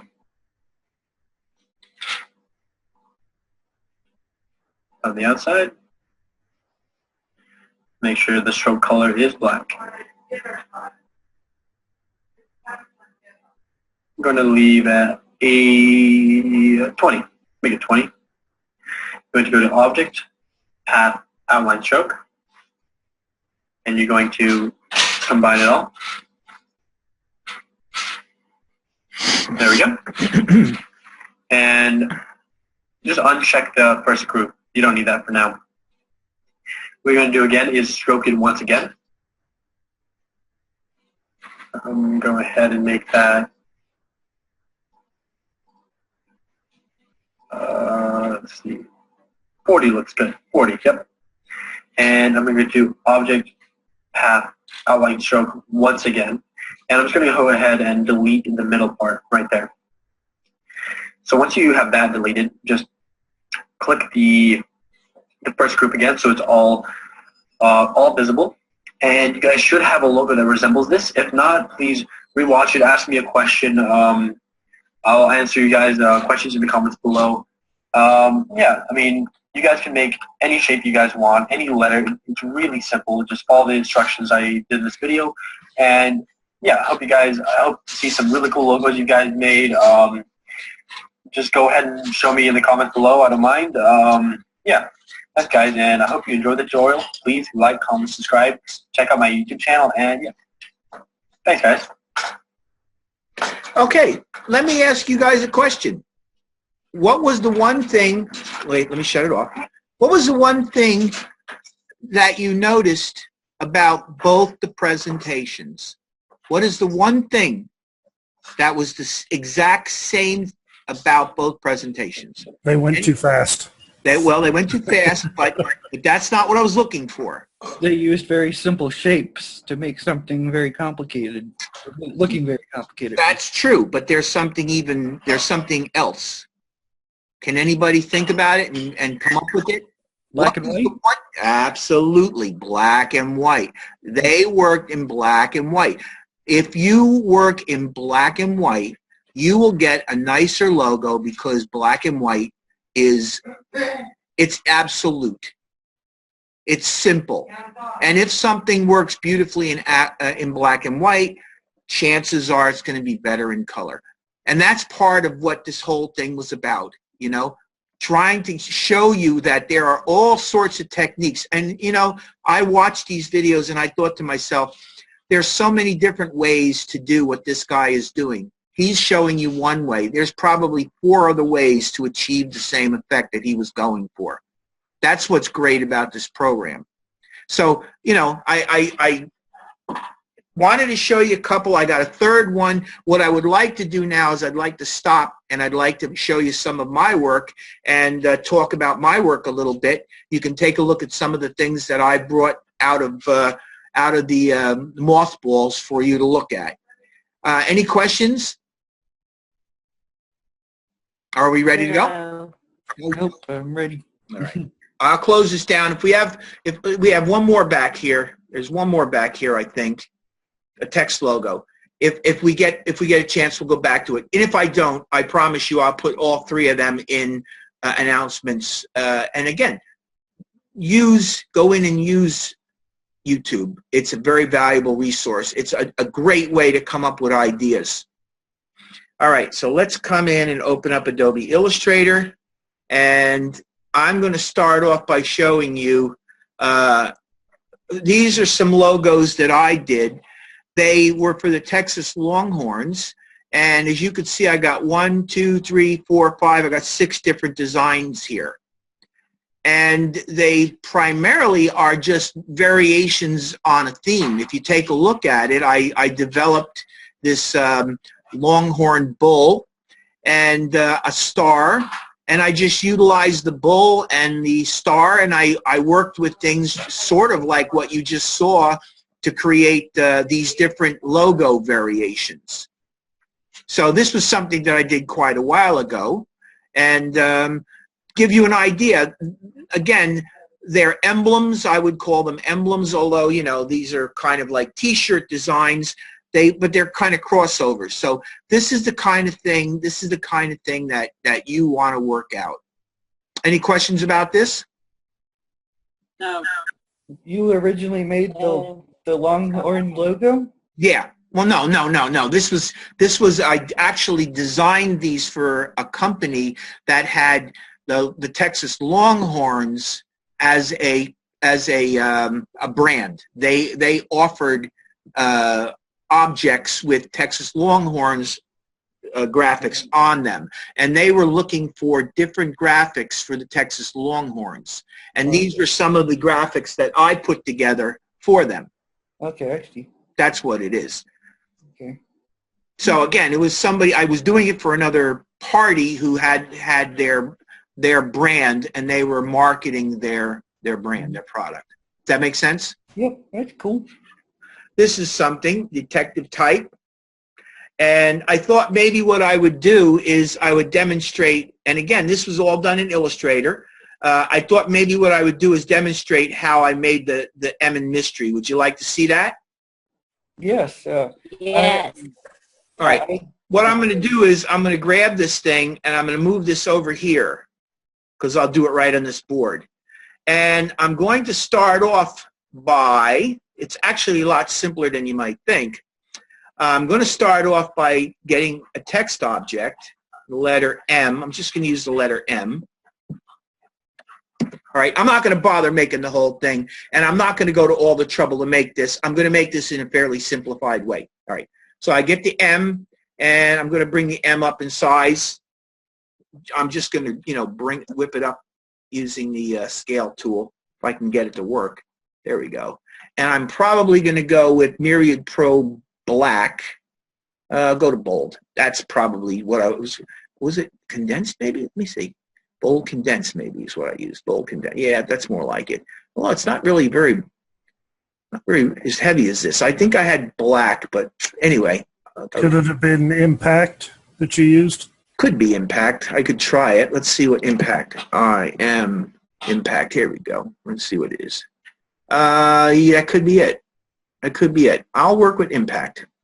All right, and I'm going to rotate this a little tiny bit. Let me just rotate it a little bit so I can kind of get the same sort of look. That's all we need. And I'm going to move this over here. Whoops. My program doesn't seem to be behaving very well. Let's bring this over. Come on. Bring it over here so I get it in the middle. Okay, so now I got my M. Now, again, I'm not going to go to the trouble of building all this thing. I'm going to go edit copy, edit paste in place, and I think probably what I'll do with this is, let me get this out of the way. Jeez. I'm trying to move the screen. I don't know whether you can see that screen or not. I'm going to come over here. I don't need that. I don't need this. To Window, and let's go to Layers. And I am going to bring my Layers palette over here. Get that out of here. And I'm going to put a new layer up here, and this is going to be my, what do they call those things? Magnify. G-N-I-F-Y, magnify. And I'm going to move my M up onto that layer. And now the one beneath it is hidden, but it's there, see? If I bring it back, see it's there? All right, so I got one magnify on that layer and one magnify on that layer. It'd probably be better to put a second layer here and move this onto, let's see if I can get this one onto another layer as well. Yeah, let's bring that up to layer 5, and we'll call that magnify. Call that magnify, and we'll call this one, which is going to be this guy right here, that M. I'm going to move that up to magnify, and I'm going to change that to, I got to get it up. Give me a chance to get it up. There we go. Call that original, okay? Original. O-R-I-G-I-N-A-L, original. Okay, so now I can hide that layer. We'll hide all this so you don't have to see it, all right? And I got my forward one, my backward one, all right? There we go. So this one here I'm going to lock so I can't mess with it. Now I'm going to come over here and I'm going to make myself an ellipse tool. And what I'm going to do with this ellipse tool is I'm going to hit default black and white. Let's start off with that. I'm going to go on the magnify layer, and I'm going to hold down the shift key, and I'm going to drag out my magnifying glass lens. And if I hold down I'm holding down my shift key, that gives me my constraint. I can also hit the space bar, and by hitting the space bar, I can move this object which I'm building all around. So I'm going to move this thing to, I don't know, let's say right about there. I didn't do a good job. I'll adjust it. Move it over here, right there. That's good. I want to be able to see a little bit of the M on the outside and a little bit of the M on the inside. Okay? I'm gonna unlock that layer. I'm going to go edit copy, and then I'm going to hide this layer, and I'm going to go to the original layer, and I'm going to go edit paste in place. Okay, and now I'm going to remove the stroke. I want it to be none. That's what I want, none. There we go. All right, and now I have that part of the M hidden, and I'm going to bring back my M, and I'm going to select both these objects. I get it selected. There we go. Oh, you know what I need to do? In order for this to work, I have to take this text, this piece of text here, and I have to go type create outlines. There. Okay. So really, I can't do this with live text because I probably could actually, but I'm going to chop this apart. So that's why I wanted to turn it into a graphic shape. So with both of these selected, I am going to go to Window and Pathfinder. All right, you guys familiar with the Pathfinder? Sure. Yep. I'm going to use the divide, okay? And now I've divided this thing, and I end up with a whole bunch of pieces. It's what I did last night. You remember? Yep. Yeah. So now what I'm going to do is I'm going to take this thing. Oh, you know what? I forgot. Let's go edit, undo. I forgot one very important step. What I want to do is before I divide this thing, I want to get my free transform tool, and I want to scale this thing. I want to drag this thing up and make it bigger, okay? And then I might even want to go into effects, and you know what, no, object path, I'm sorry, or object envelope distort, make with warp, that's what it is. I don't want flag, I want bulge, there. And I want to bulge it just a tiny bit. I want it to bulge just a little bit, not a lot, just a bit, all right? Hit OK. And I'm going to go Object Expand because I can't have that envelope there. So now I've expanded it. So if you take a look, you see what it's doing? You see how it's kind of distorted somewhat and it's bigger? Mm-hmm. Okay. So now I can come in here and I can go to Pathfinder and I can divide the thing. So now that I've divided this thing, I can come in here and I can take this thing, go Object Ungroup, select this, hit delete. Then I come in here and I can start grabbing these pieces, hit delete, hit delete, hit delete. Whoops, I hope I don't lose that. There we go. And now I'm going to select this and I'm going to make that black. Let's go to black and switch it around and let's get rid of the white. Okay. And that, I think we're in pretty good shape, although I got one little piece right here I got to get rid of as well. There we go, delete. There, okay? So you kind of get the idea here. Now watch when I bring this back. You have this, and then what I'm going to do is I'm going to come on here and I'm going to select my oval. I'm going to go Edit, Copy. Okay? Close this back up and lock it. Go to this layer and go Edit, Paste in Place. And then what I'm going to do is I'm going to make it black and white, and I'm going to knock off the white. And what did I hide the thing? Wait a minute, let me see here. Where'd I copied it. I thought I copied it. Didn't cut it, did I? Did I accidentally cut it? Yes, you cut it. Okay, so that was my mistake. Let me fix it. Grab this guy here.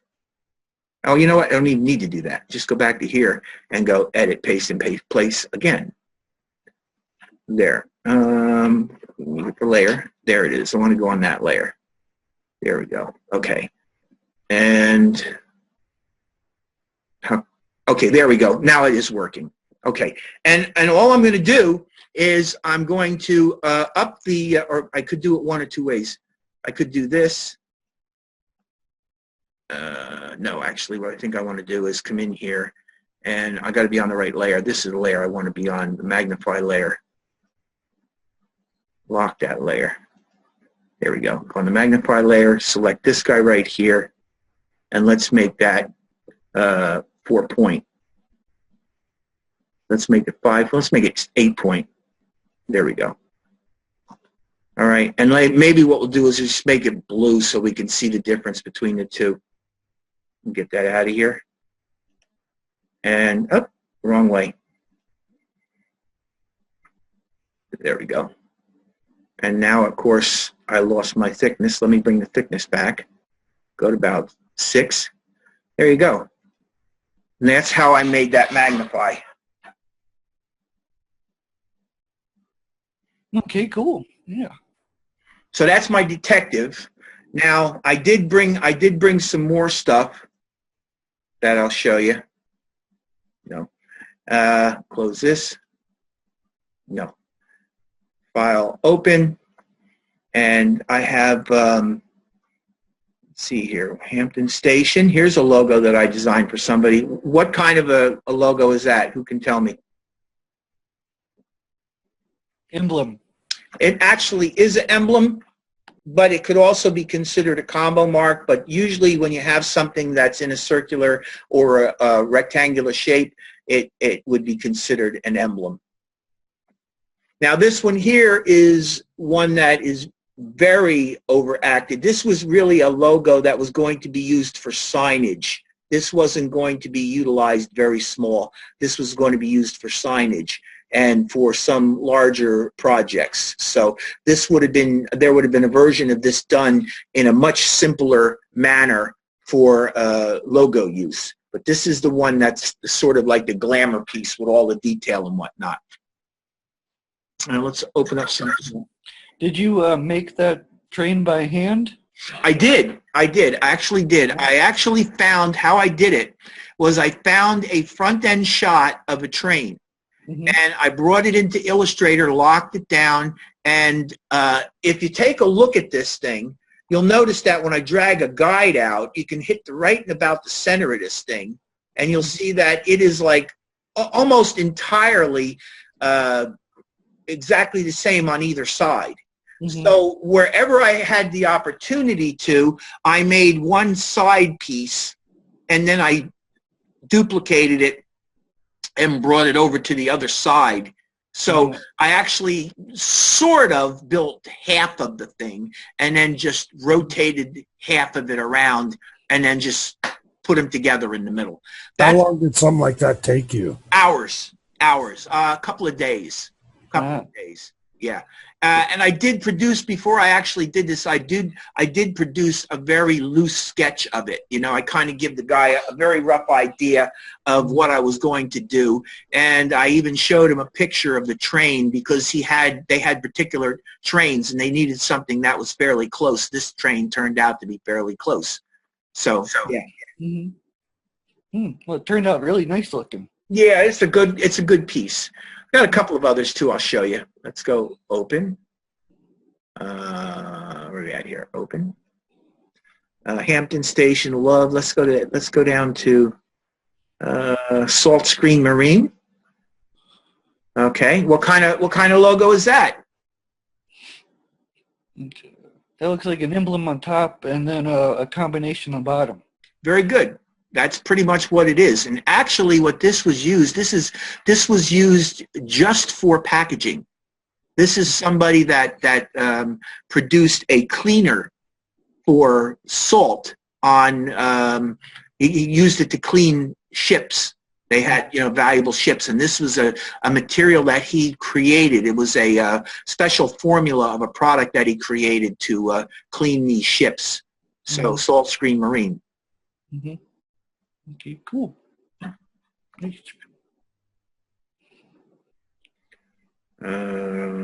See what else we got here. Signature logo. Here's the signature logos in black and white. Those are the signature logos. You'll recognize these colors up here. These colors came actually from Cooler. I went up into Cooler and I generated those colors. I needed a certain... This is for a company that produces contemporary cabinetry. So I needed something that was contemporary in appearance and that reflected the kind of colors that you would see in cabinetry. So as you can see, I started building this in black and white, and I have the colors here for references. So when I made the presentation, I was able to literally just get the tool here, come in and click on it, and get my eyedropper tool and apply color like this. And actually these things at one time, this is not the one, hold down shift. This, I had one that was, Control Z, I don't want to do that. I had one that was grouped, and this is not it. Let me try to get it selected. I'll get it. I bet that impressed them that you could change the color right there for them. Yeah. Well, I did it so that we could have like an experiment, so we could take a look at different options. Yeah. So there is how I colored this, and you can see basically I used two different fonts here. This one has two fonts. This one has two fonts. This one has two fonts. There's actually there's two fonts in there. And I have others. This was the one that I did first, And in the end, this is the one that they picked. I find that that has happened before. I've had situations in the past before where I create logos. And, you know, strangely enough, there have been a couple of times where I've created a logo. My initial thought was ignored originally, but before the whole process is completed, they somehow managed to go in a full circle back to this. Mm. So that's the logo. That's what I created for them. And I got a couple more to show you. No, I think I actually closed the one that I wanted to leave open. Let's see if I can, no. Let's see if I can find it. 3D, hold on, file, open recent files. I want 3D logo, that's what I want. Yeah, I want to do something with this in a minute, but I just thought I'd show you a couple more first. Let's go to open. And let's come down to any questions at any point. Here's another one that's kind of interesting. What kind of a logo would you call that?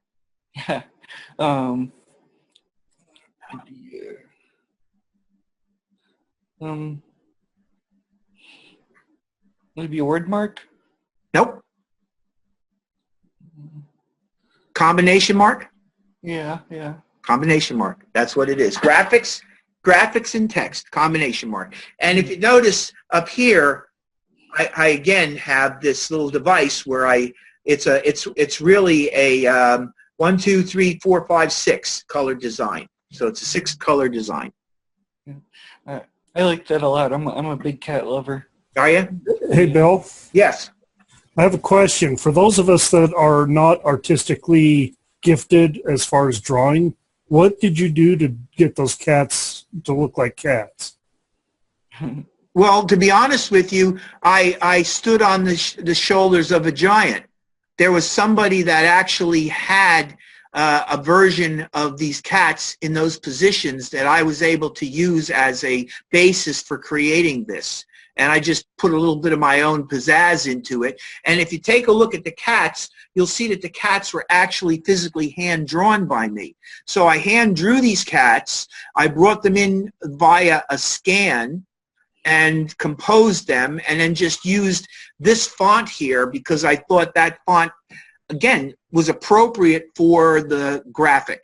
And that's what I want you to understand, is that when you create these graphics, you should not avoid weird-looking fonts if they're appropriate for the environment that you're putting them in.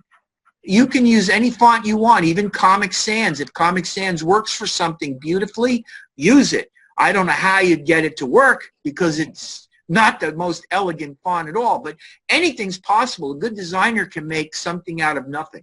Yeah. You know, and just because you don't have artistic ability, you saw those 2 videos that I showed you, there was no artist and no art involved in it. It was just basic shapes. And I actually like the idea of working with basic shapes because anybody can do it. You can be creative with basic shapes if you just try, right? Yeah. I really like the hand-drawn cats. It gives it a nice, unique flair to it. Well, that's what you try to do. You try to come up with uniqueness when you do it. It was one of the key points. So I got a couple more. Let me show you a couple more real quick. Flame. This one's kind of good. Now, what kind of a graphic would you call that, or what kind of a logo would you call that? Symbol. A symbol, exactly. Graphics. I was going to say a hot one, but yeah, hot one. Yeah, a symbol. That's just a graphic symbol. And again, you know, this one here has a very specific usage. Okay, and it does have a lot of detail to it. And they say be careful with detail. Yes, but also realize that given the right environment, a lot of detail could be made to work.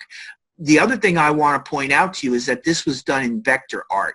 This is all vector art. There's no bitmap in there. So ultimately, I could make this as big or as small as I want. If I needed this on a billboard, I could scale it up and put it on a billboard. If I needed it on a postage stamp, I could scale it down and put it on a postage stamp.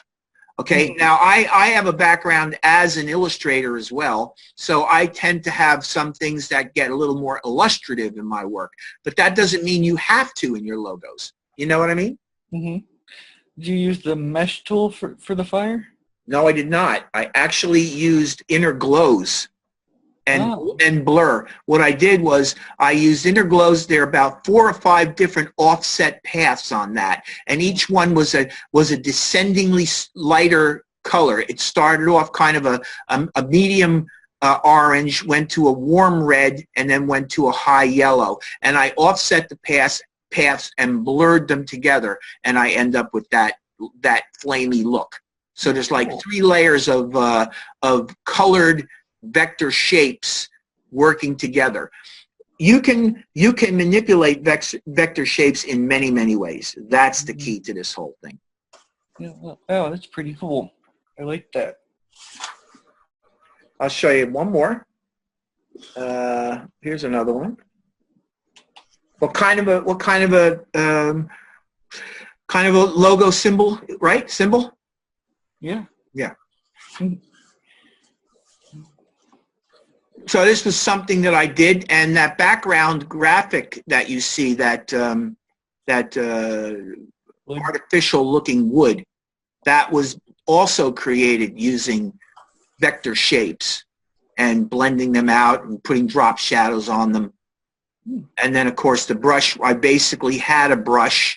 The brush that I had just a regular straight front, and it was on this angle. So I was able to literally trace that off, put in the highlights and the shadows that I want, and then I just sort of curve this brush in to the paint, which is the negative space. And in order to give it a nice 3-dimensional look, I came in and I put a drop shadow on the upper edge, so you get the top edge looking like there's a thick layer of paint that's not quite there yet. Mm-hmm. Yeah, cool. So these are some of the things that Illustrator can do for you very easily. And again, as I say, I'm no special genius of any kind. I just have worked with this program for 8 or 9 years. So again, the way to do it. And I want to tell you something. I think I said to you I was a graphic designer prior to getting a computer. I had to learn all this, just like you had to learn all this. And I knew how to do illustration, and I knew how to do graphic design on sitting at a desk using boards and rubber cement and X-Acto knives and all that stuff. And I have to tell you something. I really, really wish that I could be you guys, because you never have to go through that. That was just a nightmare compared to how you can comp things up and do work today. You guys have it really, really lucky. Yeah. So I could go in and change things in a minute, where it would have taken me hours to change using the old styles that I was used to working with. You know, don't forget, I was doing design work back in 1971. Yeah. So when you were introduced to this program, I bet you thought it was like a dream come true, huh? At first, I thought it was a nightmare come true. Yeah. It was you know, you're learning it, right? Is it easy? Well, it was fairly easy, but that was just because I was used to that. I've been using Photoshop for years. Right. By the time I learned Illustrator, it was similar, but it was kind of hard at first, but I got the hang of it. Yeah. All right. Well, I want to end here with one thing. Let's go back to this. Get out of here. Get out of here. And get out of here. All right. So I got these 2 types. And, you know, again, as I say, you got to be very careful about types. I have before and after. And these are simple little tricks. Now, you'll see that when I brought this type out, you see how that L comes in, and you see it comes in with a huge gap here, and it really looks like crap. You see what I'm talking about? Mm-hmm. Okay. And this guy, if you take a look at it, really big gap here. It just doesn't look good at all, does it? Nope. No. Now, obviously, I could do this. I could select the text.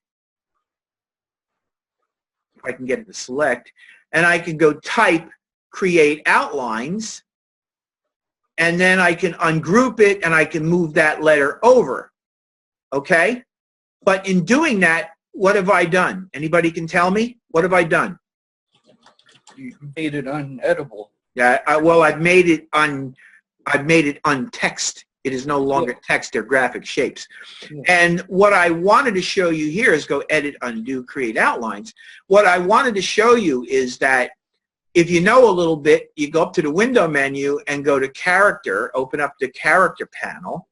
And if you come in here, you can click here. Okay, let me get this, let me get it done. There we go. And right here, you see what it says? Kerning. You guys familiar with kerning? Yep. Okay, that's how I made that look like that. I'm sorry, what? You can also hold down, I think it's the Option key and the left and right arrows. Yeah. So there, I just kerned that. See how easy it is to kern that thing?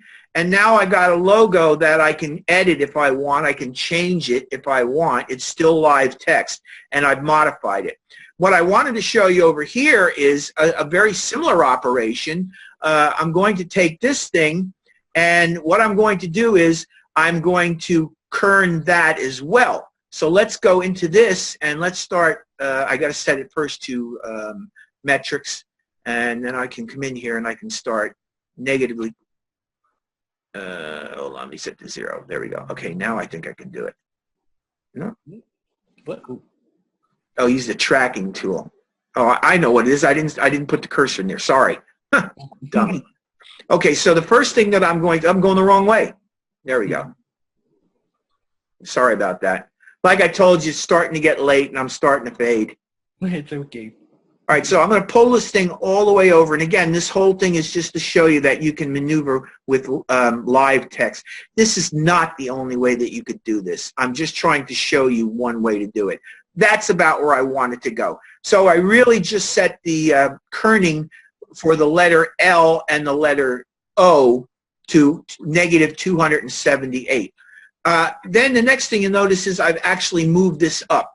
To do that, I'm going to come to baseline shift, and I'm going to start bringing the baseline shift up.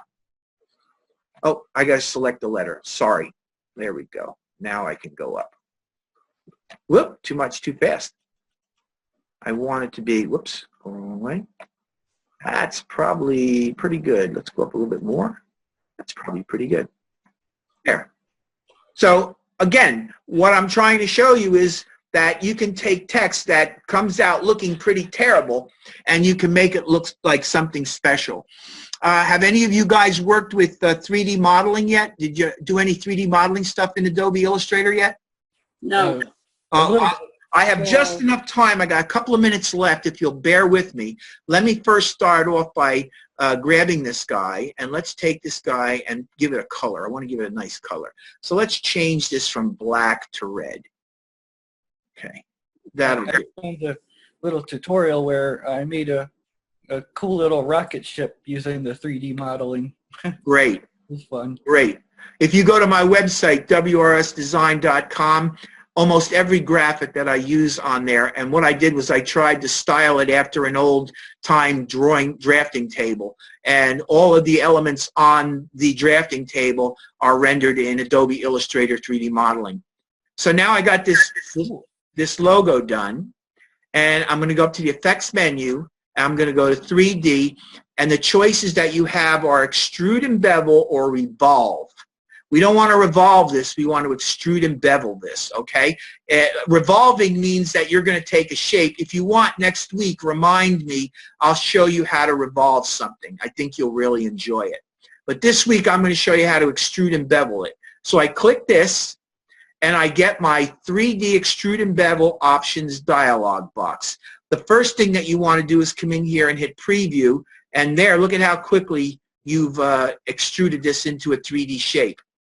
Then all you got to do is start playing with some of the settings, and you can change this thing around in any shape, any direction that you want, and before you know it, you got, again, I could go in and do all sorts of stuff with this. I could increase the extrude depth on it, okay, which I don't think looks particularly good. I bring it back down to about where it was. I think probably a smaller number is good. 5's too small. There, I like that. I think that's pretty good. You can knock the cap off it if you want, although there you go. I don't think that looks very good with this, so I'll put the cap back on it. You can play around with bevels. There are bevels that you can put into this. You see how each one has its own unique little appearance? There's complex. Look at that. Kind of crazy, huh? Yeah, that's cool. And I'm going to bring it back to none because I think that's the way to go. And I can go to plastic shading, diffuse shading. I don't know why I would bother with that. I don't have very much. And you also have custom rotations where you can go off-axis front, off-axis back, whoops, edit, and go to front. Let's see. Okay, there we go. Now I'll go to off-axis left, right, top. Look at that. Cool stuff. Now that, since it's top, it's a little extreme. So what I would do is I'd start tilting it forward. Look at that. Isn't that great? Look at that. I think that's actually upside down. That's really, they made it upside down, really. Let's try to get it up a little bit so it's almost sitting horizontally on the table. There you go. That's pretty good. Hit that. And there you go. I've actually created a 3D model of that logo design. That is cool. Yep, we'll do more of this next week. It's actually a lot easier than you think it is. So I recommend that you go in and play with this stuff and look at the videos and learn this program. You're going to find it's amazingly easy to do this. I really want to thank you all for coming. I hope you had a good time, and I hope you learned something. You know, I've talked to people who are afraid to play with the programs, and I'm like, you got to do that. That's how you learn. Absolutely. You're not going to destroy your computer by playing with Adobe Illustrator, so might as well just try it. Absolutely. Hey, Bill. All right. Well, listen, I'm going to let you all go because we've reached our point. Unless you have some questions, anything you want to ask me before we call it a night? Yeah, I have one question. Go right ahead. What is your schedule when we break for the holidays? I will put availability in an announcement for you within the next 2 days. Okay, thank you. Okay. I will be available in Blackboard on, I believe, Saturday. I will have an announcement for you. Actually, what I'll do is I'll even go one step better. Are you guys getting my emails that I've sent you?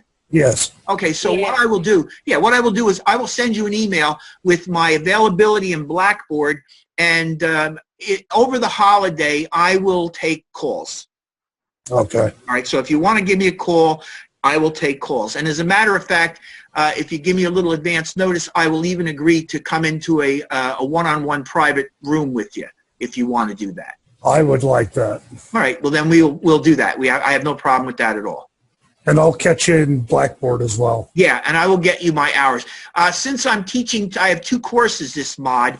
I'm not going to be giving as much time over to Blackboard because I need the time for grading and doing all the things that I have to do in the course. So I do have a couple of days I'm scheduled, and I make sure I get them in the announcements for you. Any other questions? Thanks, Bill. All right, good. You have a good night, everybody. Thank you all for coming. Good night. Keep coming back. You're why I'm here. What is the next one? Monday. Monday? Yeah, Monday. I'm sorry, Tuesday and Wednesdays. They will be Tuesday and Wednesdays at the same time, okay? So only Tuesday and Wednesday? Yeah, Tuesday and Wednesday each week at the same time. Okay. And when are works due? Is it always the same every Sunday? By the end of the day, Saturday, you have to have it in for full credit. If you're late, I will give you a period of days to put it in. I also allow people to, if I give you suggestions as to how to make it better, I also will increase your grade if you make those changes. So I try to be as user friendly as I can be. Okay. Like I said, I missed yesterday because I didn't know what to do. I just barely download this thing today. Okay. So I was late. All right. Well, I'm putting recordings in. Check the announcements. There's recorded. This will be recorded. This will be put up online. Okay. All right. Thank you very much. Yeah. Thank you. All right. Have a good night. You too.